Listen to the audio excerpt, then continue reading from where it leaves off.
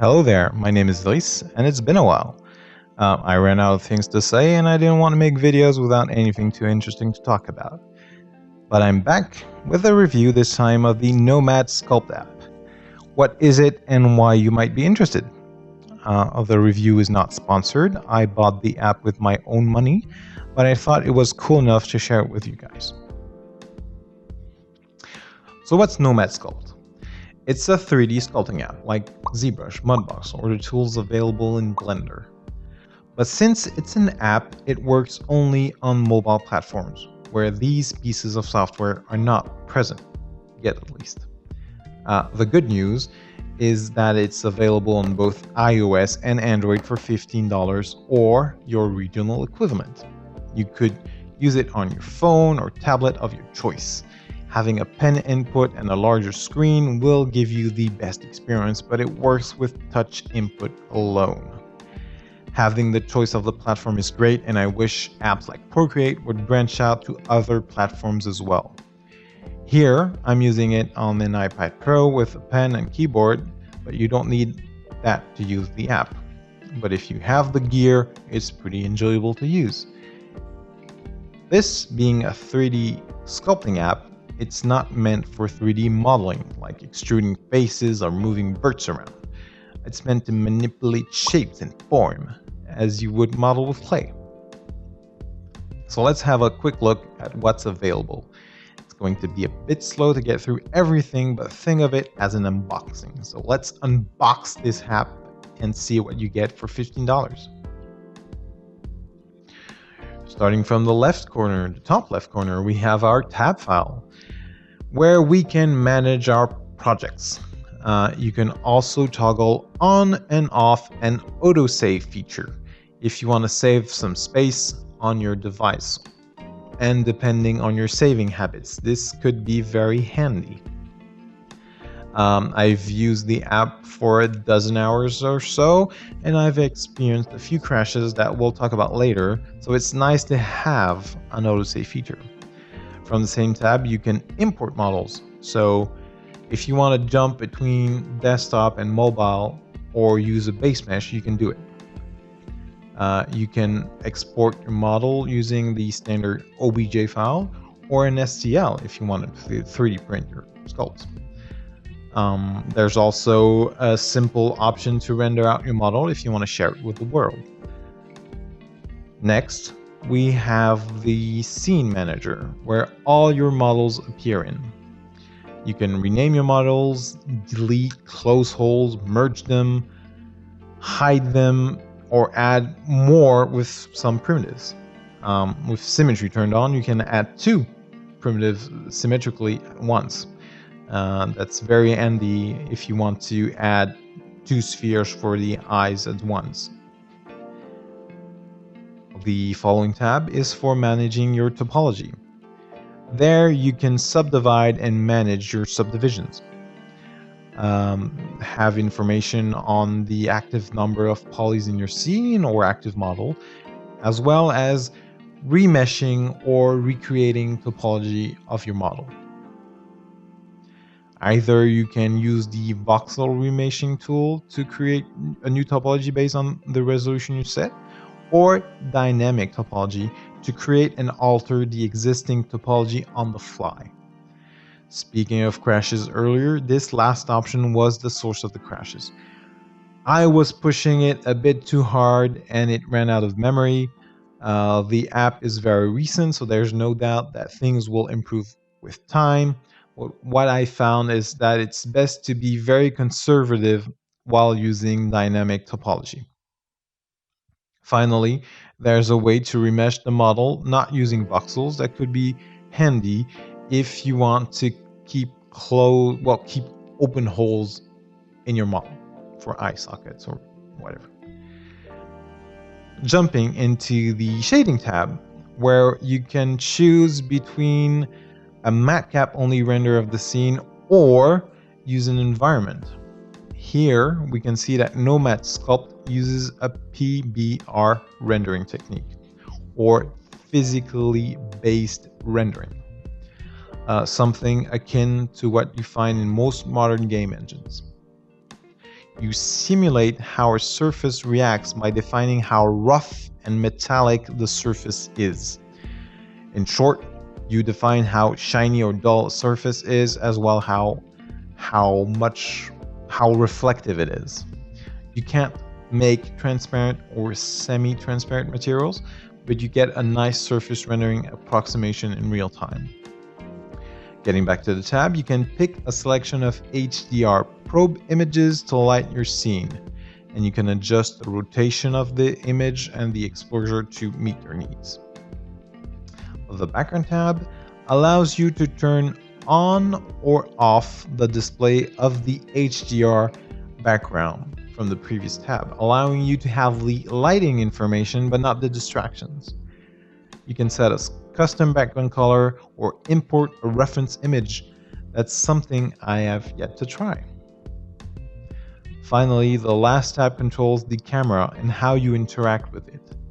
You can adjust your FOV, or field of view, switch to an orthographic camera, or alter how you rotate the model around.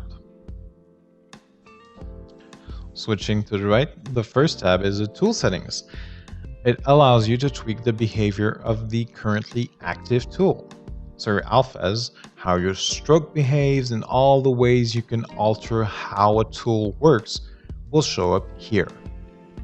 It's context sensitive, so what shows up here will depend on the tool active. For instance, if we have the mask tool active, this is where you'll find the option to extract your mask as a new model. Next, we have the painting tab that you can enable or disable depending on if you want to add color as you sculpt. Define here the color as well as the roughness and metalness of the surface you want to paint, with a real-time preview on a matte cap sphere to help you pick the right values. The symmetry tab is up next. It's pretty self-explanatory. This allows you to work on both sides of the model at once, and you'll find all the settings regarding that here. The pressure tab is where you can tweak how you interact within the app. So you'll find the option to tune the pressure of your stylus or finger settings here, allowing you to define curves for how the pressure on your pen affects the intensity and shapes of your tools. You can also turn on or off the finger inputs if you're using a pen and you want to avoid unwanted inputs from your fingers. Next, layers. So yeah, if you want to use layers like in Photoshop or Zbrush, you can.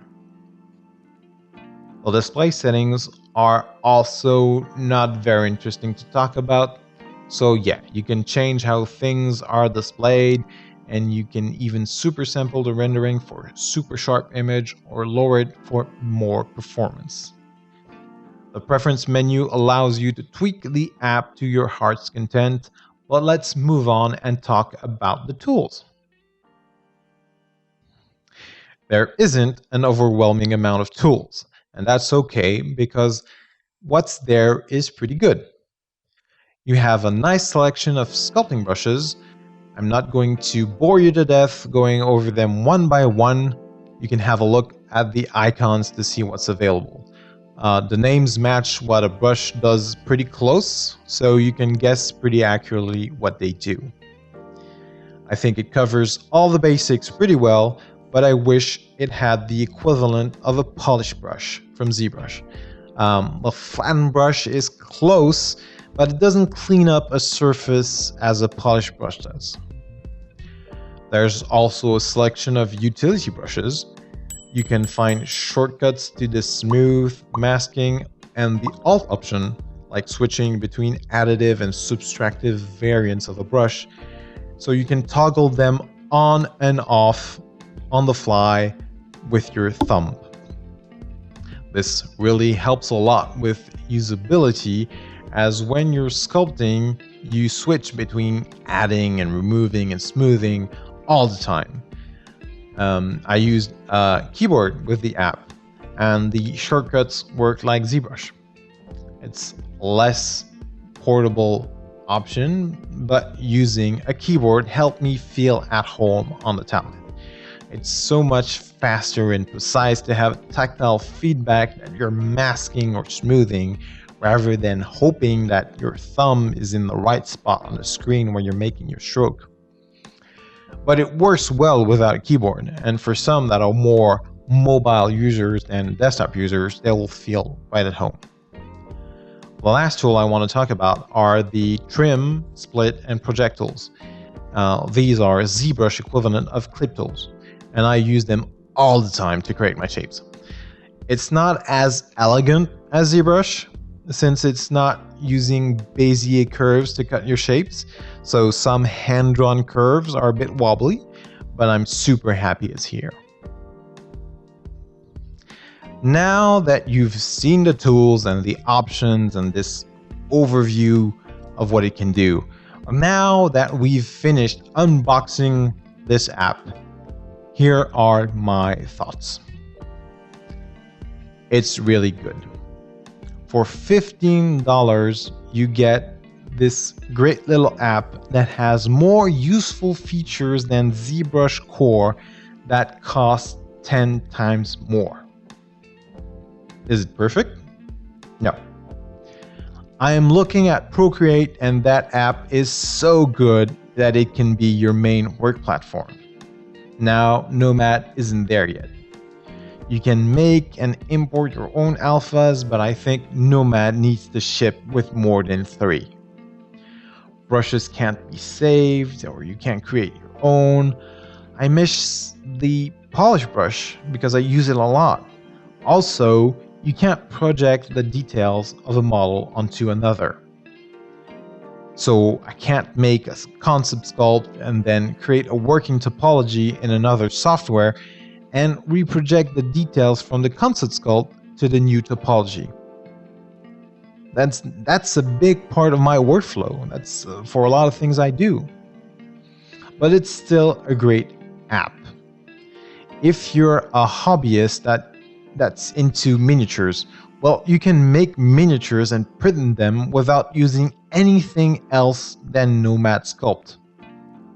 You can sketch out ideas everywhere, and it can work on both iOS and Android. So if that's all you have access to, well, you can sculpt something, and what you learn is relevant and will transfer to other pieces of software if you get good at it. And if it's not up to the standards of full desktop apps, it's better than ZBrush Core. The app is pretty young and will surely get better and might add the things I'm missing, but as it stands, it's a great app, well worth the asking price, at least on the iPad where I've used it. And I've seen things made on phones with fingers that were way better than anything I did trying out the app in a few hours. It's not Procreate level of good, but it's a very good start. And that's going to wrap things up for this video. I hope you guys are doing as good as possible in these strange times, and we'll see each other in the next one.